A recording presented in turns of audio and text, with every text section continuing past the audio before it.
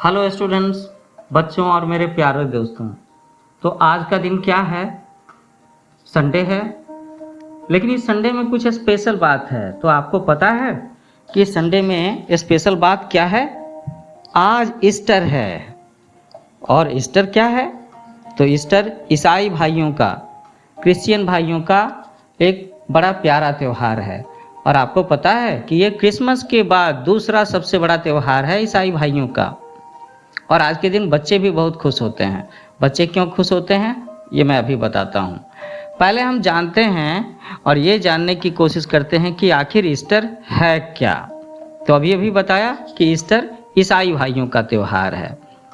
अच्छा, तुम्हें पता है कि ये ईस्टर कब मनाते हैं? तो जब गुड फ्राइडे का त्यौहार आता है उसके ठीक तीसरे दिन। गुड फ्राइडे को होता है और उसके बाद का जो संडे है उसी दिन हम लोग ईस्टर मनाते हैं। तो ईस्टर को कई लोग ईस्टर संडे भी कहते हैं, ईस्टर डे भी कहते हैं। और एक छोटी सी बात बता देता हूँ कि जैसे हमारे हिंदू धर्म में बहुत सारे जो पर्व त्यौहार होते हैं उसमें ये इंडिकेशन होता है कि बुराई पर अच्छाई की विजय के सिंबल के तौर पर मनाते हैं। तो इसमें भी कुछ ऐसा ही है, अभी बताएंगे।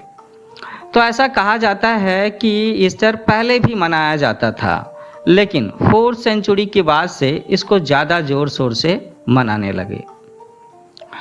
और ये जीवन में बदलाव का प्रतीक है।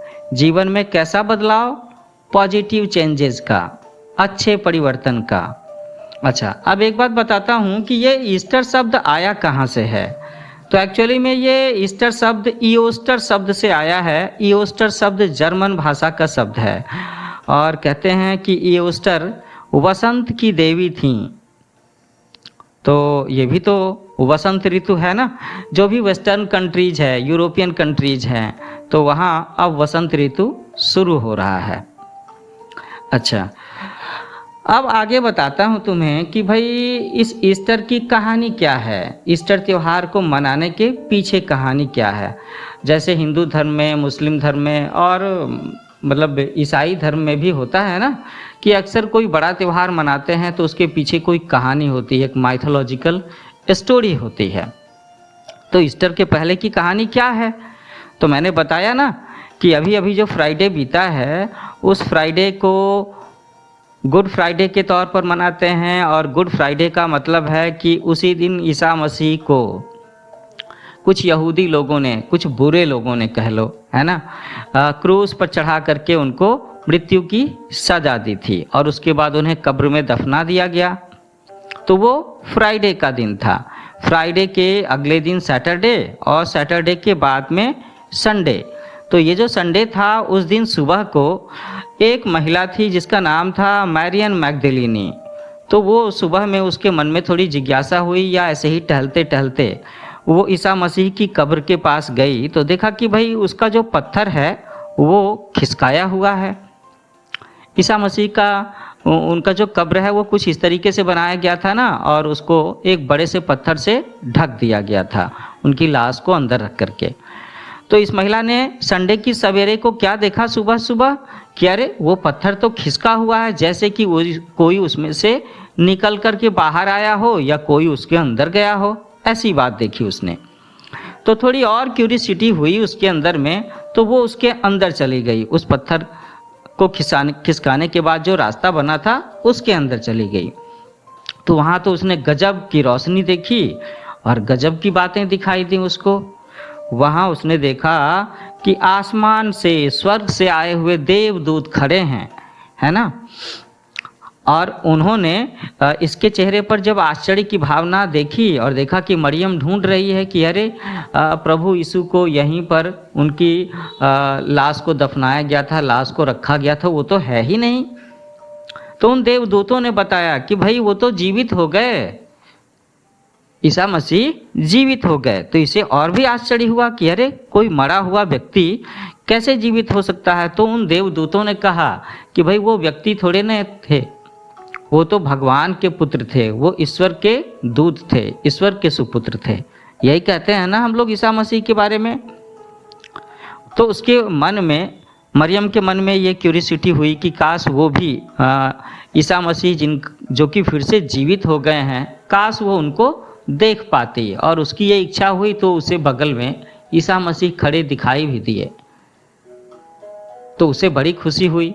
फिर ईसा मसीह ने उससे बातें की और वो मरियम इतनी खुश हुई कि वो वहाँ से बाहर निकल करके सब लोगों को बताने चली गई। तो ये कहानी है ईस्टर की। तो ईस्टर गुड फ्राइडे के तीसरे दिन, गुड फ्राइडे के बाद वाले संडे को तभी से मनाते हैं क्योंकि ईसाई लोगों के सबसे प्रिय भगवान के पुत्र ईसा मसीह का उस दिन पुनरुत्थान हुआ, वो फिर से जीवित हो गए। लोगों ने उनको मृत्यु की सजा दी थी, लेकिन इनको फिर से जीवन मिला। उस दिन से वो सजीव रूप से फिर से दिखने लगे। और ऐसा कहा जाता है कि इसके बाद अगले 40 दिनों तक उन्होंने यहूदी लोगों को, उस शहर की जनता को, उस राज्य की जनता को अच्छे अच्छे उपदेश दिए अगले 40 दिनों तक। और उसके बाद फिर से वो शरीर के साथ ही वो जो स्वर्ग से दूत आए हुए थे, देवदूत आए हुए थे, उनके साथ वो धीरे धीरे शरीर के साथ ही ऊपर स्वर्ग चले गए, आसमान में चले गए। ये कहानी है ईसा मसीह की। तो ये जो कहानी है ईसा मसीह के पुनरुत्थान की, ईस्टर के दिन की, उससे क्या पता चलता है? इसमें ये संदेश मिलता है कि अगर हम सच्चाई के साथ में हैं, अगर हम ईश्वर के साथ में हैं, तो हम मृत्यु को हरा सकते हैं। ये बात साबित करके दिखाई ईसा मसीह ने। उन्होंने ये भी कहा कि जो लोग उन्हें सजा देने वाले थे वो गलत थे, वो बुरे थे, और ईसा मसीह सच्चे थे, अच्छे थे।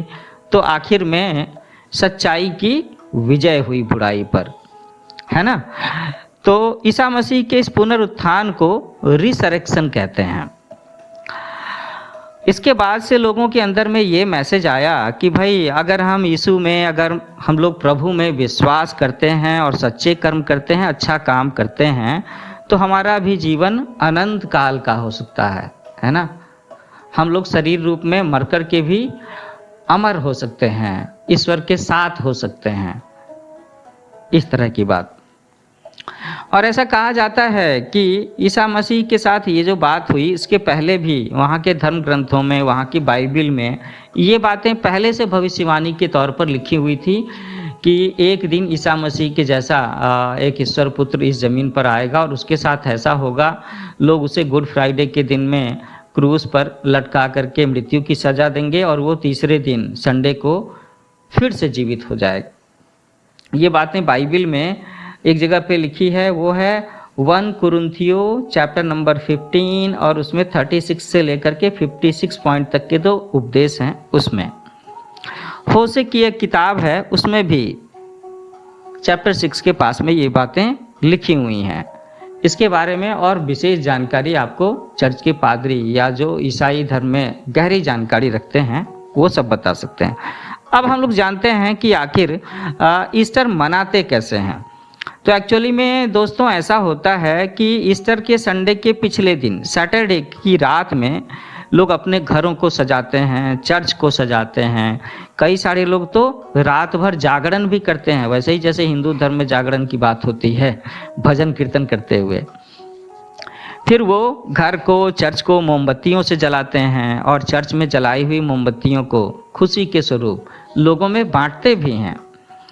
एक और चीज़ करते हैं वो ईस्टर में कि वो रंगीन अंडों को, है ना, अंडों को कलर करते हैं, डाई करते हैं, उस पर तरह तरह के पैटर्न, फूल, डिजाइन बनाते हैं। या कई बार बहुत सारे गिफ्ट, मिठाई, चॉकलेट, इसे भी अंडों की शक्ल में कलर करके और इन अंडों को छिपा करके घरों में रखते हैं। ये घर के बच्चों के लिए गिफ्ट के जैसा होता है और सुबह में बच्चों को अपने अपने गिफ्ट, कहने का मतलब है ईस्टर के अंडे ढूंढने होते हैं। तो ये छोटी सी बात है ईस्टर के एग्स के बारे में। तो मैंने बताया कि जैसे पिछली रात से ही लोग जागरण करते हैं और संडे के दिन सवेरे में भी पूजा करते हैं, है ना। कई सारे लोग इस दिन व्रत भी रखते हैं और दोपहर को 12 बजे एक स्पेशल प्रेयर करते हैं ईस्टर के संडे को। और इसके बाद से अपने लोगों में, करीबी लोगों में गिफ्ट बांटने का काम होता है। और गिफ्ट में क्या बांटते हैं ये सब लोग? ईस्टर के दिन जो गिफ्ट बांटा जाता है उसमें वो चॉकलेट बांटते हैं, खरगोश बांटते हैं, मार्शमेलो बांटते हैं। तो अगर आप सब बच्चों में से भी किसी को आज के दिन कोई स्पेशल गिफ्ट के तौर पर चॉकलेट मिलता है, खरगोश मिलता है, मार्शमेलो, तो ये ईस्टर का गिफ्ट है। तो आप सब लोगों को हैप्पी ईस्टर संडे। भगवान आप सब लोगों के मन में अच्छी भावना रखें और आपको सफलता के राह पर ले जाएं। Happy learning with new age coaching. आगे चल कर के मैं इसी तरह से सभी धर्मों के जो फेस्टिवल्स होते हैं उनके बारे में संक्षिप्त जानकारी लेकर के आप सबको बताता रहूँगा। जल्दी मिलते हैं। Bye bye.